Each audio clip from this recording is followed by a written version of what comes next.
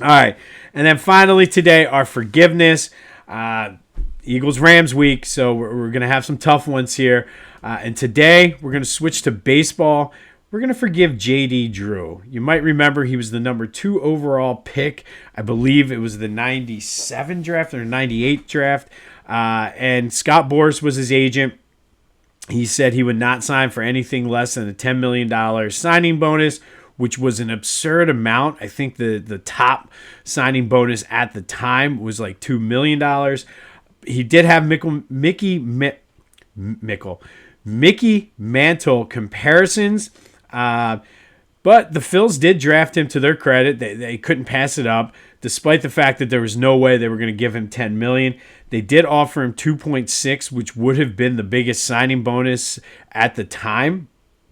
But J.D. Drew said, nope, I'm going to sit out, played in an independent league, returned to the draft the next year before going to the Cardinals. But Philly fans, not our finest moment. Every time he came to town, they booed him. One, because they felt slighted that he didn't want to play for our team. So unfortunately, in those boos, they did throw batteries. Again, not our finest moment. We got to be better than that, Philly fans. But this is kind of more of that old school Philly mindset. Truthfully, if we're being honest, I don't necessarily blame J.D. Drew for not wanting to play with the Phillies. They were terrible back then.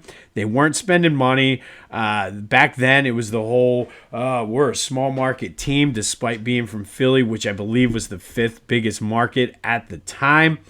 But either way, we shouldn't have thrown batteries at him. Yes, he was a jerk. Yes, he spurned us. Yes, he said, I don't want to play for Philly. But no excuse to throw batteries. But yes, he was a jerk. Did have a solid career, made an All-Star game, won a World Series, but never lived up to the Mickey Mantle expectations.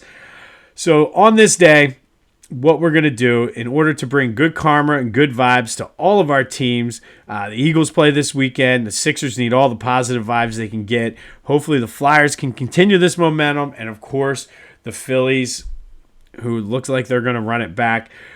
We're going to forgive J.D. Drew for being a jerk and saying, I don't want to play in Philly. So, J.D., I forgive you. I probably wouldn't have wanted to play for the Phillies at the time either.